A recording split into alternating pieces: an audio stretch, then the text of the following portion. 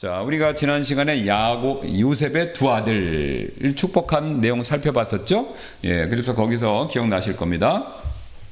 야곱이 이렇게 손을 바꿔가면서, 그렇죠? 에브라임을 장자로 인정해주고, 므낫세 형은 또, 그 동생에 받아야 할 것을, 하나님이 이렇게 주권적으로 다 정하신 것이죠. 그래서 같은 맥락 하에서 오늘 또 하나님께서 야곱의 아들들을 싹 다 불러서 이제 마지막 때 유언과 그 다음에 유언이면서도 이게 예언입니다. 이게 동시되는데요. 그것을 보여주는 장면을 1절이 보여주죠. 그래서 또 야곱이 자기 아들들을 불러 이르되 너희는 함께 모이라. 자, 지금 보시면 오늘은 이제 일부만 나오니까 파악이 안 되실 수도 있는데요. 제가 나눠드린 용지 여기 보시면요. 지금 야곱이 유언을 할 때요. 그냥 자식의 나이 순서대로 하진 않습니다. 어떻게 하냐면요. 그 모계를 따라서요. 어머니가 난 자식들을 모아서 하고 그 다음에 그 순서로 이렇게 진행되는 걸 볼 수 있는데 여기 종이를 보시면 명확합니다. 여기 보시면 이제 루벤이 첫째죠. 예, 그러니까 이제 그 다음에 레아 애들들 전부 6이지 않습니까? 루벤, 시몬, 레위 같이 묶어서 하고 유다, 스불론, 이사가 이렇게 얘기를 합니다. 그러니까 이렇게 순서대로 하는데 거기 보시면은 이제 오른쪽에 1, 2, 3, 4, 5는 이거는 그 태어난 순서입니다. 왼쪽에 이거는 이제 지금 49장에서 말하는 순서고요. 유언을 주는 순서고 오른쪽은 태어난 순서예요. 그러니까 루벤이 첫째, 시몬, 레위 둘째, 셋째, 유다 넷째 여기까지 맞죠. 그 다음에 스불론, 이사갈 아홉째, 열째 이렇게 되는 겁니다. 그 다음에 비라가 나오죠. 예, 라헬의 종 비라의 아들들 단이 나옵니다. 단. 그 다음에 실바, 레아의 종이죠. 이번에는 레아의 종인 실바의 아들들, 그래서 가다고 아셀이 나옵니다. 그 다음에 다시 또 흥미롭게 비라가 나옵니다. 비라가 나오죠. 라헬의 종, 그죠. 그 다음에 납달리가 나오죠. 그 다음에 마지막에 라헬, 그래서 요셉, 베냐민 이렇게 되죠. 그럼 여기 보시면요, 펜을 갖고 계시면요, 여기 좀 실바가 있고 여기 실바 기준으로 이렇게 둘이 됐죠. 여기 실바를 중심으로 양쪽에 이렇게 싸고 있는 구조입니다. 그러니까 실바가 여기 그러니까 뭐냐면 경첩 아시죠? 이게 이렇게 접으면은 자, 경첩을 이렇게 이게 경첩이라면 이렇게 되는 거죠. 요 역할을 하는 게 누굽니까? 실바. 예. 그러니까 요 역할을 해서 이렇게 하는. 이게 뭐냐면 히브리어가 갖고 있는 문화 구조예요. 그래서 센터에 두고 비슷한 거를 좌우로 대칭을 합니다. 이게 이제 신학적 전문 용어가 있어요. 그래서 교차 대꾸법이라고 그래갖고 성경은 신기하게도 이런 구조로 굉장히 많이 되어 있습니다. 그래서 뭘 얘기하냐면 양쪽에 서로 대비되는 걸 얘기하고 가운데 두는 게 이제 핵심 포인트거든요. 그건 다음에 또 제가 기회가 있으면 말씀드리고. 근데 중요한 건 뭐냐? 자, 이건 여기서 이제 배울 수 있는 적용이 뭐냐면요. 하나님은 문학 장치도 사용하신다는 거예요. 그러니까 우리는 여기 제가 이제 이야기해줄게요. 하얀 건 종이고 검은 건 글씨. 그러니까 글씨만 막 보시는 거예요. 글씨 여기 있냐 없냐, 토시가 있냐 없냐, 그것만 보는데 그게 아니라 여기 흐름을 보시면 이런 구조가 있는 거잖아요. 그럼 이런 구조가 뭘 얘기하고 있습니까? 어떤 의미와 하나님 주시는 교훈들이 있는 거예요. 자, 아주 쉬운 예로요. 제가 지금 저를 보세요. 제가 막 말을 하죠. 그럼 제가 말하고자 하는 거는 제 말을 통해서 보시잖아요. 근데 제가 말만 하는 게 뭐도 합니까? 제스처도 하죠. 손짓, 발짓, 심지어는 몸짓, 얼굴 표정까지. 그러면 제가 말하는 것만 말고 제 몸짓, 손짓, 발짓도 뭔가 신호를 보내는 거죠. 그러니까 우리가 보통 하는 거는 성경의 말만 아시는 거예요. 몸짓, 손짓도 알아야 되는 겁니다. 몸짓, 손짓을 알면 물론 말만 들어도 무슨 뜻인지는 아는데 몸짓, 손짓을 알면 이분이 말하는 동안 뭘 강조하는구나. 그리고 이제 누가 이제 질문도 하셨는데 제가 이제 요새는 안 합니다. 미국에서 배운 건데 어떤 건 이걸 또 이런 표시를 해요. 이게 뭐냐면 따옴표예요. 따옴표. 그러니까 이 따옴표는 뭐냐면 당신이랑 나랑 알지 이런 거예요. 인용했다는 말이나 우리끼리 하는 말 있잖아 이런 뜻이에요. 그러니까. 근데 직접은 얘기 안 하고 돌려서 얘기할 때 저 사람 착하잖아. 그럴 때 착한데 사실은 착하진 않은데 돌려서 얘기하는 거 있잖아요. 착하진 않은데 착하잖아. 그러면은 이게 착하잖아의 표시를 넣으면 진짜는 착하지 않은데 우리끼리 아는 그런 뜻이에요.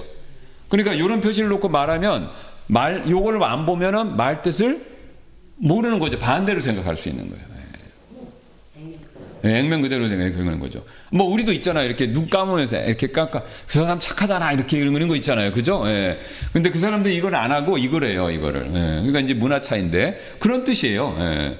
그러니까 우리가 말을 하더라도 제스처까지도 다 이해해야 정확하게 풍성하게 이해하는 겁니다. 성경도 똑같습니다. 사실 우리가 성경에는 그런 장치가 너무 많아요. 이제 관심을 안 갖고 들어보신 적이 별로 없으셔도 그렇지 그런 것까지 알면은 성경이 굉장히 입체적으로 보입니다. 그러니까 이제 뭐냐면 설교를 들을 때 음성 파일만 듣느냐 영상까지 보느냐 이 차이예요. 음성 파일만 들면 행동을 하는 건 안 나오잖아요. 그렇죠? 예. 그러니까 이제 그것까지는 모르는데 영상을 보면 행동까지 나오니까 아, 여기서 뭘 강조하는구나. 뭘 얘기하는구나. 또 뭐 그림도 제가 보여주니까 그림까지도 볼 수 있는 거고. 그러니까 그런 식으로 이해하시면 되겠습니다.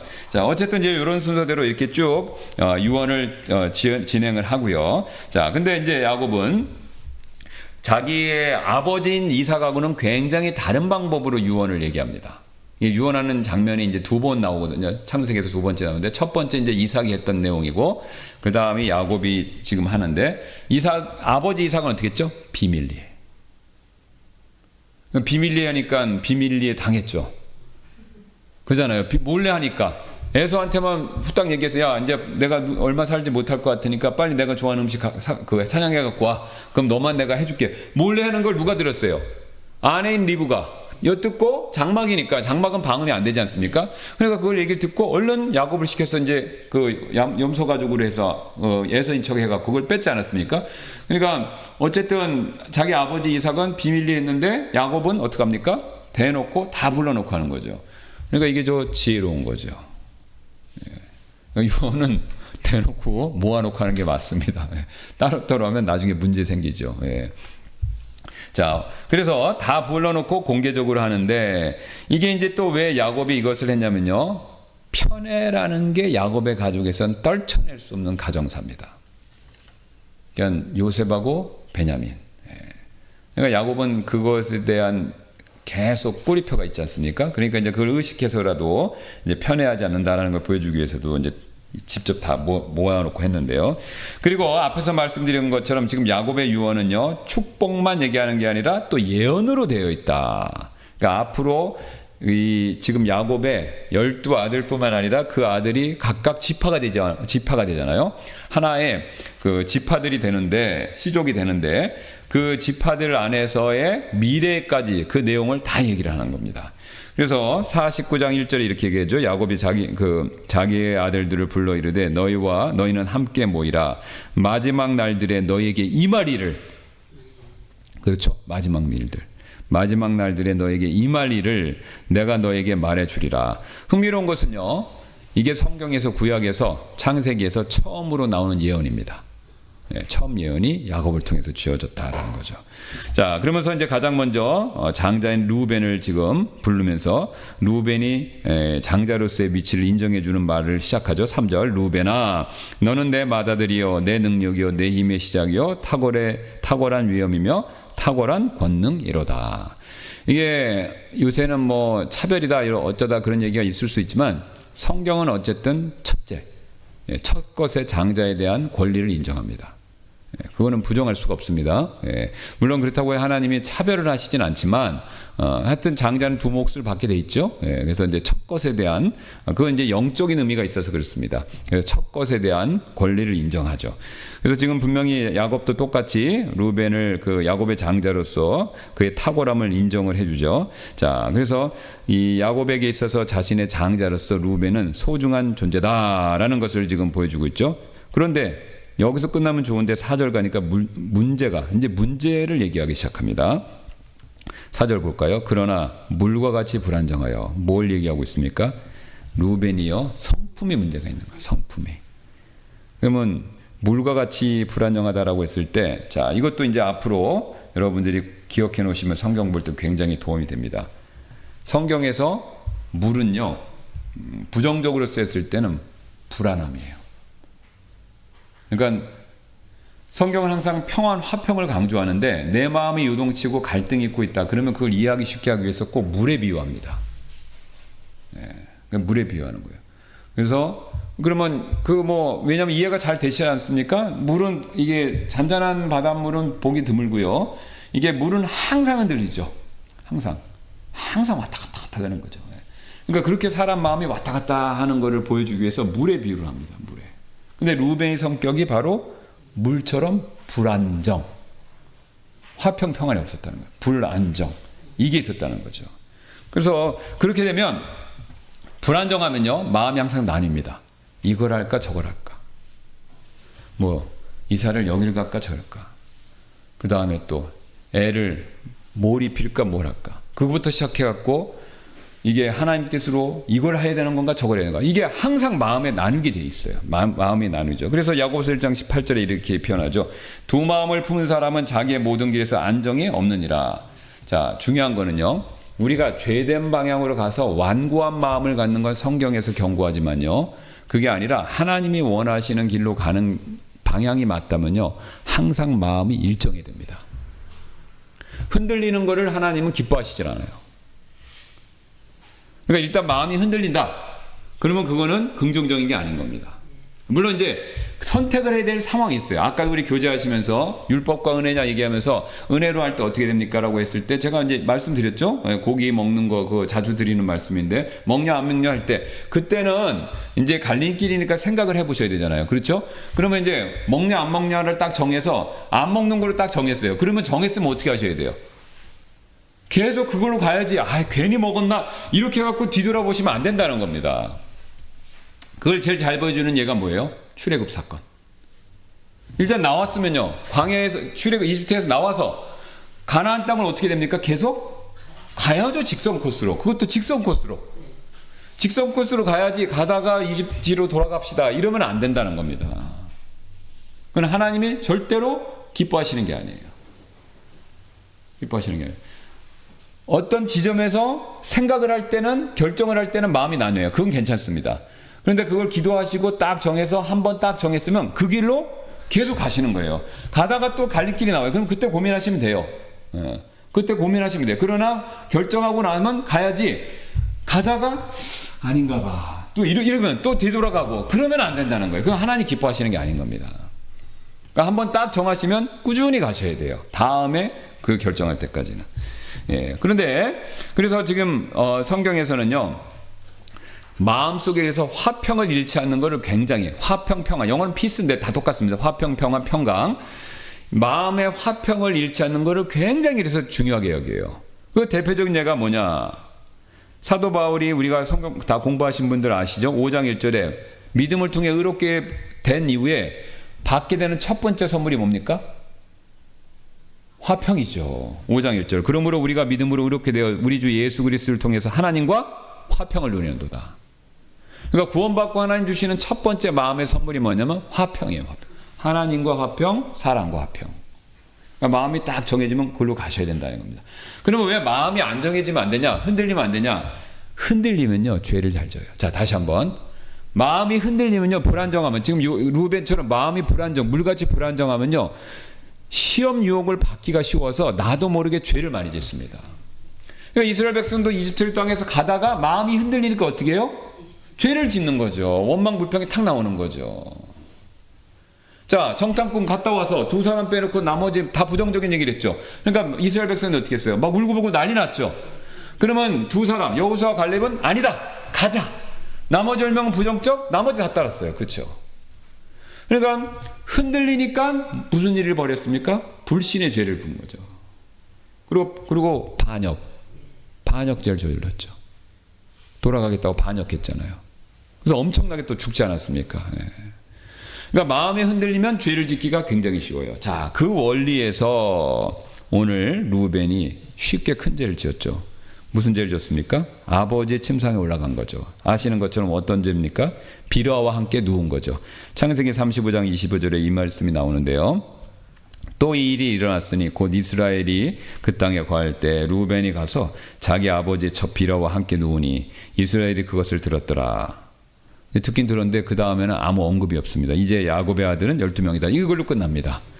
그러니까 비라가 그러니까 루벤이 정확히 비라와 눕는, 이제 말하기도 좀 창피한, 근친 상간이죠. 어쨌든 배달은 엄마지만 그런 행동을 벌였는데, 그럼 이거 왜 했냐? 이게 이제 우리가 이유를 좀 생각해 보이지 않습니까? 그러니까 성경을 연구하시는 분들은 이제 크게 두 가지, 루벤이 왜 이런 짓을 했지? 이제 두 가지 입장이 있습니다. 첫 번째 뭐냐면요, 루벤이 엄청 화가 났다는 거예요. 그럼 왜 화가 났냐? 자기의 어머니가 누구예요? 레아. 근데 야곱한테 철저하게 어떻게 했습니까? 무시당했죠. 비참할 정도로. 그 여자 우리 자매님들 입장에서는 그 보면은 참 이거 레아 불쌍하네. 그죠? 예. 얼떨결에 보쌈 당해서 시집 와갖고 그 다음에 그래서 이제 사랑이라도 좀 받으면 되는데 철저하게 배제되지 않았습니까? 예. 그것도 남이면 괜찮아요. 누구하고? 자기 여동생하고 또 다툼. 이거 같은 이런 여자 입장에서 이런 비참함, 언니로서 이런 비참함이 어디 있겠습니까? 그러니까 한평생 한에 한이 맺힌 사람이에요. 자, 그런데 그 첫째 아들이 누구예요? 루벤.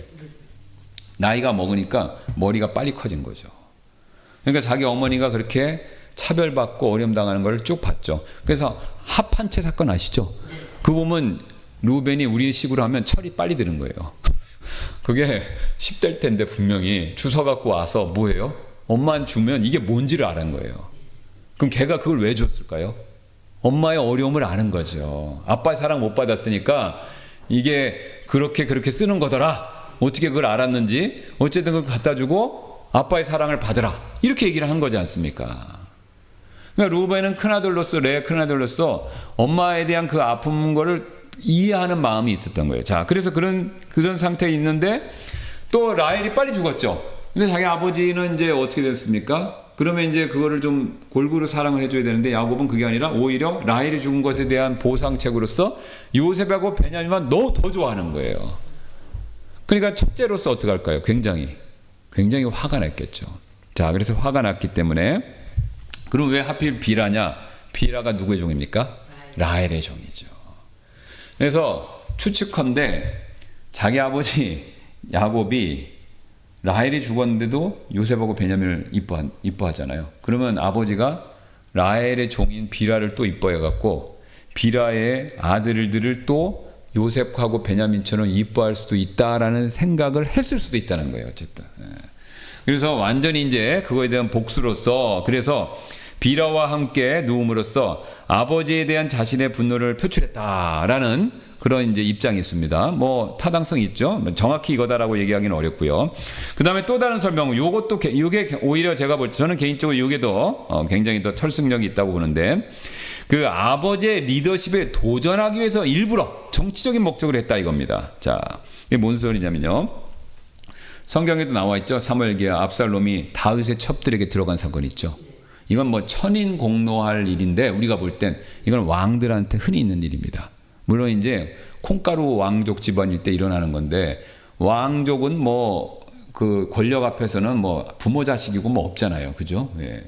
그러니까 자기 권력을 어떻게 자연스럽게 평화롭게 물려받지 못한 후대 왕이, 아니면은 권력을 이어받았다고 하더라도 그 앞에 있는 선왕의 영향력이 있는 것들을 제거하기 위해서 자기가 왕이 된 다음에 아버지의 친모는 아니죠. 친모는 아니고 후첩들이나 그다음에 궁녀라든가 애첩들을 자기가 취하는 그런 그 안 좋은 습관들이 있었습니다. 그게 압살롬이 그 얘기를 하죠. 그래서 사무엘기하 16장 21절에 이제 아히도벨, 이 사람 나쁜 사람이죠. 22절에 이런 얘기를 하죠. 아히도벨이 압살롬에게 이르되 왕의 아버지가 집을 지키도록 남겨둔 그의 첩들에게 들어가서서 그리하면 왕께서 왕의 아버지가 매우 싫어하는 자가 된 것을 온 이스라엘이 들으리니 이로써 왕과 함께 있는 모든 사람의 손이 더욱 강하여지리라 하더라. 그러니까 지금 이게 아히도벨이 압살롬은 뭐 성적으로 자극하려는 게 아니라 정치적 목적으로 이제 반란을 일으켰으니까 이제 이스라엘 백성들의 민심을 갖고 와야 되잖아요. 그러니까 갖고 오려는 정치적인 목적으로 그 당시 이제 안 좋은 습관이었던 첩들을 자기가 취하는 거예요. 그러면 첩을 취하면 이 아들이 이제 실제적인 왕권을 가졌구나, 이렇게 인정하는 분위기가 있었던 겁니다. 그러니까 아히도벨이 그거를 지금 권유하는 거예요. 예. 그래서 22절에 그 얘기 나오죠. 이제 그래서 이에 그들이 압살롬 위하여 옥상에 장막을 치니 압살롬이 온 이스라엘 눈앞에서 자기 아버지 첩들에게 들어갔더라. 그러니까 그걸 한 겁니다. 정치적인 목적이에요. 그래서 지금 르우벤도 지금 아버지의 리더십에 도전하기 위해서 그래서 일부러 비라를 또 이제 라헬의 첩이라는 것도 있겠죠. 그래서 그거를 했다. 이렇게 보는 입장이었어요. 그러나 어느 것은 상관이 없습니다. 상관없이 둘 다 공통점이 있죠. 아버지한테 대들려고 했던 정치적 목적이 있던 똑같이 공통적인 이유가 있습니다. 뭐냐면요. 루벤이요. 자신을 통제를 못해서 이런 죄를 졌다 이거죠. 예. 화가 나서 그랬든 아니면 정치적 욕심에 그랬든 자기를 통제를 못한 것은 맞다라는 거죠. 그러니까 앞에서 야곱이 분명히 표현한 것처럼 물 같다라고 물과 같이 불안정하다라고 얘기하지 않습니까? 자, 그래서 우리는 여기서 성경과 관련된 우리가 아주 굉장히 잘 아는 또 놀라운 하나의 원리가 성취됐다라는 것을 보죠. 우리 민수기 32장 23절 아시죠? 너희의 죄가 너희를 찾아낼 줄을 분명히 알지니라. 요게요. 연대기를 잘 따져보면요. 지금 야곱이 죽을 때가 대략 르우벤이 62세로 추정됩니다. 그런데 요거를 연대기를 또 계속 추적해 보면요. 40년 전에 이 일이 일어난 거예요. 그러니까 르우벤이 20살 때. 그러니까 20살 때 이 일을 치렀고 그때 야곱은 아무 말 안 했어요. 성경 말씀 보면. 40년을 묻어두고 이제 야곱이 죽으려고 그럴 때 이 얘기를 꺼내면서 이거에 따른 책임을 묻는 겁니다. 굉장히 충격적인 얘기였겠죠. 그때 요셉은 애였어요. 그러니까 요셉은 지금 자기가 장자잖아요. 아버지 있고 형들 다 있는데 갑자기 아버지가 돌아가시는 아버지가 이 사건을 얘기하는 거예요. 그러면 요셉이 어떻게 돼요? 눈이 동그래졌겠죠. 요셉이랑 베냐민 어렸으니까 몰랐을 거예요. 다른 형제들도 일부는 알고 일부는 몰랐을 수가 있어요. 그러니까 완전히 충격받고 루벤의 얼굴이 어떻게 됐을까요? 예, 완전히 진짜 얼굴이 그냥 화끈화끈하고 어디 쥐구멍에도 들어갈 수도 없는 그런 상태죠. 결국은 죄가 찾아낸다라는 걸 보여줍니다. 그러니까 여러분, 우리가 한번 실수든 일부러든 모르고 그랬더니요, 죄는 다 드러납니다. 이 땅에서 드러나든가 하늘에서 드러나든가. 구원 안 받은 사람은 백보자 크고 흰 왕자의 심판에서, 구원받은 사람은 그걸 그리스도의 보혈로 덮어졌지만 예수님 믿고 또 실수한 건 어디서요? 심판석에서. 그러니까 구원받고 나서도 지은 죄에 대해서는 그것 때문에 지옥을 안 가죠. 그러나 심판석에서 상급과 관계에 대해서는 그게 드러나는 겁니다. 그러니까 죄는요, 될 수 있으면요, 안 지는 게 좋은 겁니다. 그 지은 죄는 다 드러난다. 그러니까 손바닥으로 가리면 안 돼요. 그러면 이걸 빨리 그래도 지은 죄에 대해서 해결책이 뭐냐? 해결책이 뭐죠? 빨리 회개하는 겁니다. 자백하면 되죠. 그러니까 루벤이 그때 그랬으면 아버지 잘못했어요. 싹싹싹 빌었으면, 그랬으면 더 좋게 끝났을 수도 있어요. 그러나 루벤은 덮었고, 그 계속 가다가 이제 아버지가 죽을 때 이게 예언과 맞물리면서 굉장히 무서운 결과를 초래하죠. 이제 살피겠는데요. 자, 그 결과, 무서운 결과가 어떤 일이 벌었냐? 장자권을 잃어버렸다라는 거죠. 장자권을. 그래서 역대기상 5장 1절에 명확히 말하죠. 이제 이스라엘의 맏아들 르우벤의 아들들은 이러하니라.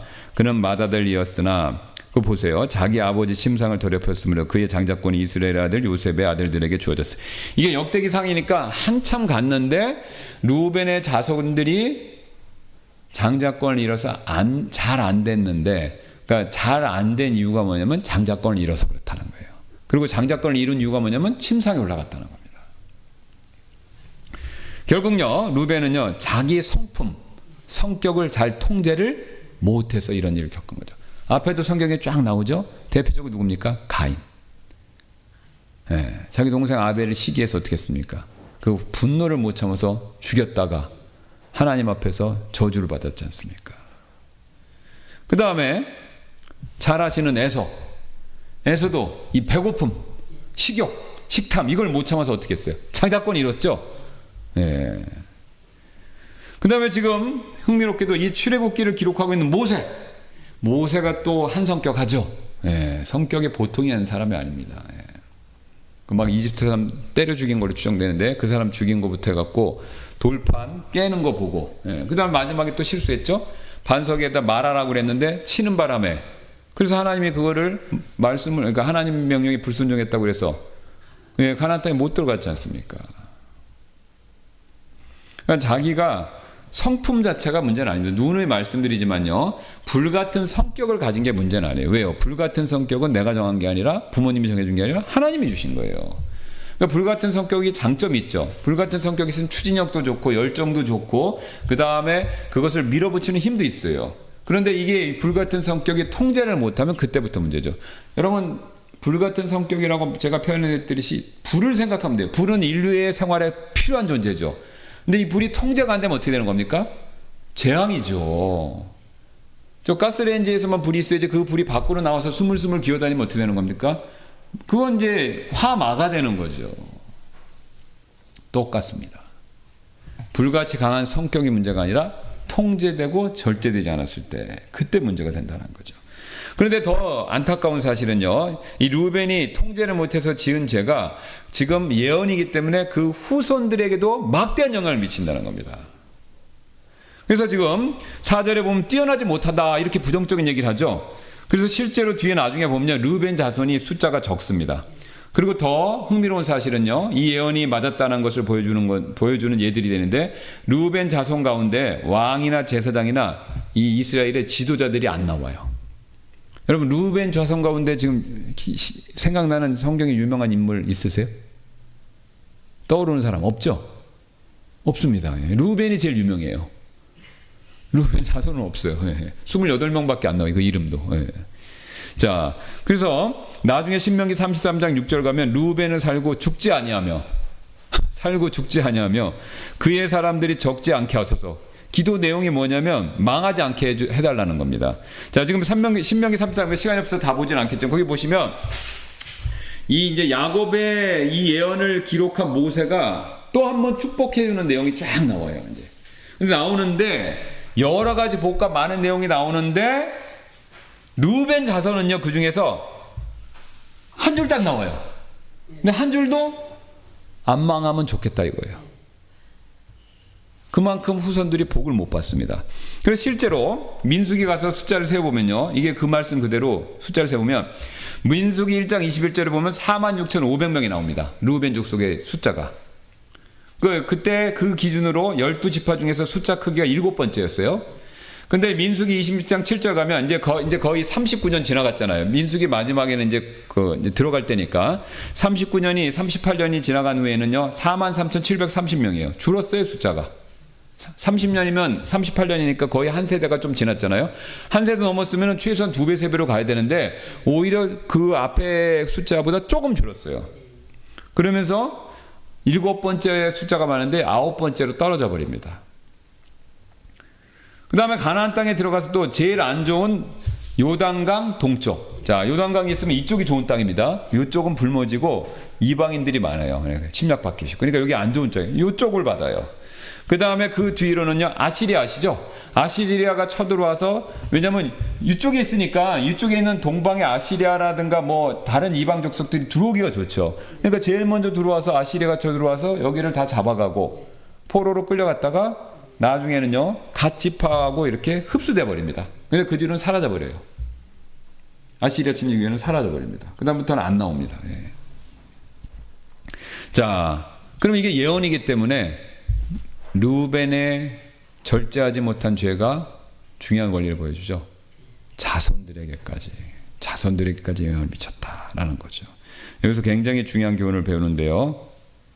리더가요. 그럼 왜 이게 르우벤 혼자면 괜찮습니다. 르우벤의 위치가 중요하죠. 리더가 자신을 절제하지 못해서 죄를 지으면요, 그 죄의 결과는요, 자기만 지는 게 아닙니다. 자기를 따르는, 자기가 인도하는 사회, 공동체, 조직에게 다 영향을 미칩니다. 자, 여러분 그거 이미 우리 배우셨죠? 아담 한 사람 잘못하니까 어떻게 됐습니까? 전 인류가 그 어려움을 당하는 거죠. 대통령 한 명 잘못 뽑으면요, 국민이 고생하는 거예요. 가장이 잘못하면요, 따라다니는 아내하고 자녀들이 또 힘든 겁니다. 근데 가장만 있는 게 아니에요. 또 엄마가 잘못하면 엄마의 돌봄 받는 애들도 힘든 거예요. 그렇죠? 예. 이게 하나님은 권위를 세우셨기 때문에 권위자가 잘못하면 이 사람만 책임지는 게 아니라 이 권위를 따르는 사람도 어려움을 겪습니다. 이게 하나님 다스리시는 원리라는 거죠. 그래서 르우벤은 12지파의 시조이기 때문에 르우벤이 잘못한 것이 그 자자손손에게도 영향을 미쳤다라는 거죠. 그래서 우리 이미 공부했던 출애굽기 20장 5절에 이런 말씀하시잖아요. 너는 그 스스로 그것들에게 절하지 말고 그것들을 섬기지도 말라. 이는 나 곧 주 내 하나님은 질투하는 하나님이기 때문이니 나를 미워하는 자들에게는 아버지의 불법을 자손들에게 벌어요 3, 4대까지 이르게 하고. 그러니까 앞에 조상이 잘못하면요 밑에 후손이 고생한다 이거죠. 자, 이처럼 죄를 지으면 후손까지도 어려움과 상처를 준다. 근데 이게 우리 현대사회를 사는 분들에게는요, 이게 받아들이기가 어렵습니다. 왜 그렇습니까? 우리 현대사회는 지금 개인주의가 굉장히 발달됐죠. 그럼 내 잘못한 거면 나만 책임지면 되지 왜 내 밑에 후손까지 하냐. 이거 굉장히 불공정하다 이렇게 생각할 수 있는데 이거는 그냥 이 현 세상의 문화일 뿐이고 이 세상은 하나님이 다스리시는 거예요. 하나님이 그렇게 실제로 하시는 거예요. 그렇죠. 예. 그러니까 우리가 이거를 가타부타 말을 할 수가 없는 겁니다. 그러니까 오히려 우리는 어떤 지혜를 얻어야 되냐면요. 내가 리더의 자리에 있으면 죄 짓지 않도록 조심해야지 불공평하다고 그래서 그거를 거역해서는 안 된다라는 거죠. 왜요? 어차피 하나님이 그렇게 이끄시기 때문에 저항하거나 인정하지 않아도 소용이 없습니다. 내가 잘못하면요. 내 밑에 사람들이 고생하는 겁니다. 정해준 룰이라 바꿀 수가 없다라는 거죠. 그래서 집안에서 가장들 조심해야 되고요. 국가 지도자도 마찬가지고 그 다음에 교회에서도 마찬가지고 저와 우리 교회 리더가 되는 분들이 굉장히 조심해야 됩니다. 제가 까딱 실수하면요. 저한테만 끝나는 게 아니라 어떻습니까? 문제가 책임이 교회 전체에 문제가 생기는 거죠. 교회 전체에 문제 생기는 거죠. 그래서 하나님께서 지금 오늘 르우벤의 그 본보기를 통해서 그것을 보여주시고 그럼 그렇게 되지 않으려면 그래서 우리는 서로 기도해 줘야 된다는 겁니다. 그러니까 그래서 바울이 유명한 말을 하지 않았습니까? 이게 왕이나 통치자가 중요하니까 이 사람이 삐딱선 타지 않도록 뭐 해줘야 되는 거예요? 기도를 해줘야 되는 거죠. 그 사람이 공의로서 통치하도록. 그러니까 우리는 기도를 해야 되는 겁니다. 그 다음에 교회 목회자를 위해서도 기도를 해줘야 되는 거예요. 예. 목회자가 실수하면 교회 전체에 영향을 미치니까. 또 이제 이게 제일 어려운데 가장을 위해서도 기도를 해주셔야 됩니다. 나무라는 소리만 해서는 효과가 없어요. 그건 율법이죠. 기도를 해주셔야 돼요. 기도를. 예, 기도를. 또 이거는 이제 아이들한테도 가르치셔야 돼요. 자, 엄마가 뭐 잘못하면 너한테도 영향을 미치니까 엄마한테 반항하지 말고 너 엄마를 위해서 기도해봤어. 이렇게 얘기를 해주셔야 되는 거예요. 예. 이게 하나님 원리가 이러니까 다 밑에 그 권위 밑에 있는 사람 기도를 해주는 거야. 그러니까 너도 엄마가 실수하는 거 있잖아요, 그죠? 예, 있다고 인정을 해야죠. 예. 그러니까 있으니까 그거에 대해서 반항하려고 하지 말고 내가 엄마가 또 잘할 수 있도록 기도를 좀 해봐라. 그래서 아이들한테 기도하는 훈련을 또 시켜야 돼. 그래야 얘가 커서 크면서 원망 불평 안 빠지고, 예. 그러면 원망 불평에 쌓이면요, 인생은 자기 손해입니다. 원망 불평은요, 아무런 변화시키는 힘이 없어요. 그냥 자기가 자기를 먹는 거예요. 자기 마음을 먹어서 자기를 어렵게 만드는 겁니다. 그러니까 사실은 원망 불평은 자기를 죽이는 겁니다. 내가 원망 불평한다고 나를 괴롭힌 사람한테 위해를 가해지면 그거 하시면 돼요. 근데 원망 불평한다고 위해가 가해지는 게 아니잖아요. 그냥 나만 혼자 힘들어서 원망 불평하는 거지 가서 때리는 것도 아니고, 그죠? 물리력으로 상사하는 것도 아니고, 뭐 아무것도 없어요. 그냥 나만 그냥 얘기하는 거예요. 그러니까 나만 죽이는 거지 저 사람 죽이는 것도 아닌 겁니다. 그러니까 원망 불평은 성경에서 그래서 금지를 하는 겁니다. 자, 이스라엘 백성들이 이집트로 간다고 원망 불평했지만 갔습니까? 갈 수도 없고 가도 안 되고. 예. 그러니까 원망 불평을 할 필요가 없는 겁니다. 나를 죽이는 거예요, 사실은. 그러니까 성경적으로 보면 원망 불평은 자기를 죽이는 죄다 이렇게 얘기를 하는 겁니다. 그러니까 원망 불평에서 계속 벗어나라고 끊임없이 얘기하는 거죠. 그래서 이 갈라디아서 6장 1절 이렇게 말씀하죠. 형제들아, 만일 어떤 사람이 잘못을 빠지거든 영적인 너희는 온유의 영으로 그러한 자를 회복시키고 너 자신을 살펴봐 너도 시험에 들지 않게 하라. 그러니까 우리가 서로를 도와줘야 되는 이유가 원망 불평에 빠질 수 있죠. 그러니까 빠지지 않도록 격려하고 기도해 줘야 된다라는 거죠. 자, 이뿐만이 아닙니다. 오늘 르우벤 사건을 통해서 또 다른 교훈을 배울 수 있는데요. 자, 하나님께서 인정하는 사람은요, 능력보단 성품이에요. 지금 루벤은요 칭찬 엄청 받았습니다. 그렇죠? 3절 다시 가서 보시면 루벤아 너는 내 맏아들이요 능력이요 힘의 시적이요 탁월한 위엄이며 탁월한 권능. 지금 야곱이 죽기 전인데 제가 좀 속된 말로 할게요. 저도 배운 말인데 립 서비스 하는 거 아니잖아요. 아들 앞에서 사실을 얘기하는 거잖아요. 그렇죠? 뭐 자기가 죽는 마당에 뭐 자기 아들을 뭐 잊지도 않은 말을 칭찬할 말 필요가 뭐가 있습니까? 그냥 사실을 다 얘기하는 거예요.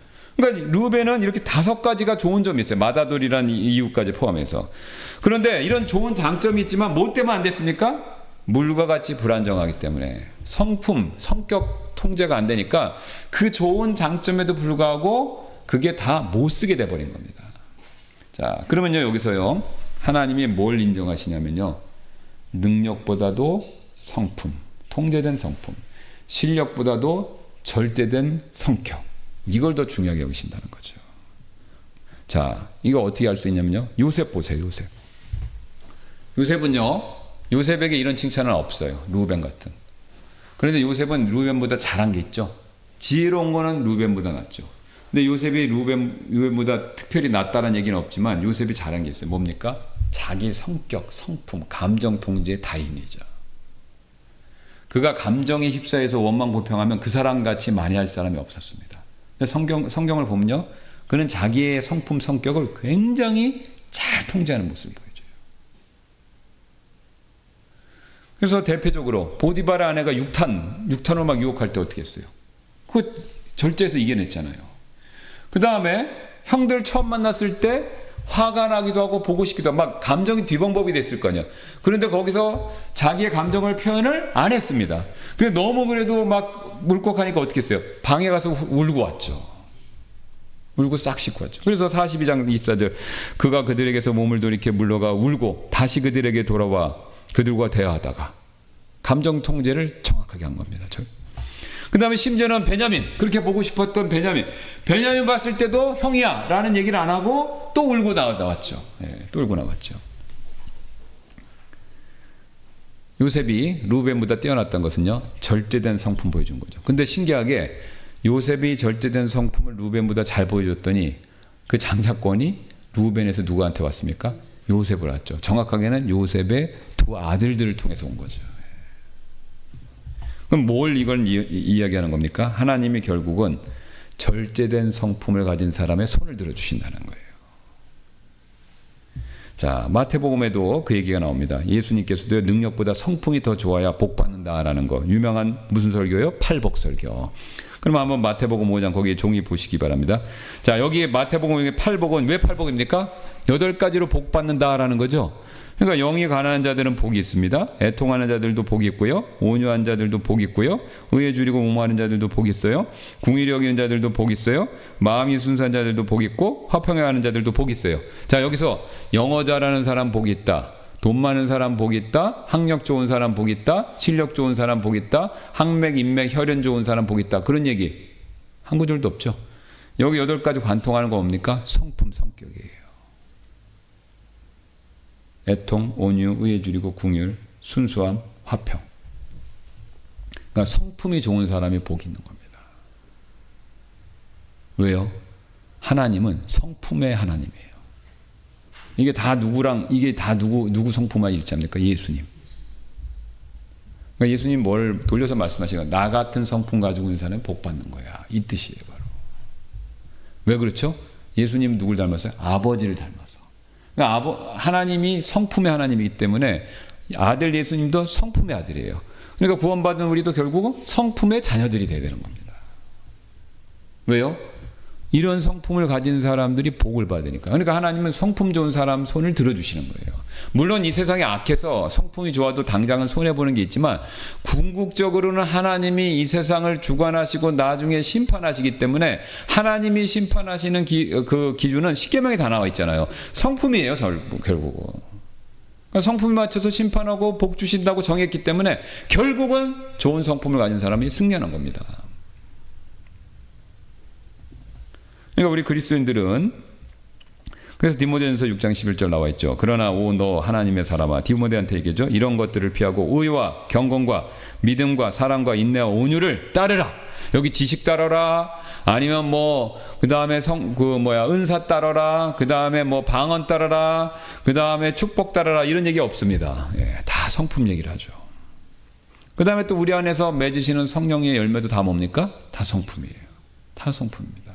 그러니까 여러분, 성품을 강조하는 말씀을 들으셔야 돼요. 여러분의 성품을 망치는 이야기나 교제나 설교 말씀을 들으시면 안 돼요. 그러니까 온유하고 인내하라고 가르치는 설교나 말씀이나 책을 보셔야지, 못 참겠으니까 터뜨려라, 이런 걸 은근히 강조하는 걸 보면 안 돼요, 여러분. 그렇게 되면 어떻게 됩니까? 불평불만 남고 여러분의 쓴뿌리만 자극하는 거예요. 그러면 여러분이 누구같이 됩니까? 루벤같이 되는 겁니다. 루벤의 길을 가는 거예요. 그럼 물같이 불안정해져서 하나님의 축복과 멀어진다는 겁니다. 그래서 우리는요, 성품 중심으로 가야 하나님의 축복을 받을 수 있고, 그게 요셉이 잘 보여줬기 때문에, 그러니까 우리 루벤같이 되지 말고 요셉같이 되야 된다라는 것을 오늘 하나님께서 가르쳐 주셨습니다. 예, 그래서 우리가 이 사실을 명심하는 저와 여러분들 되시기를 주님의 이름으로 소원합니다. 기도하고 마치겠습니다.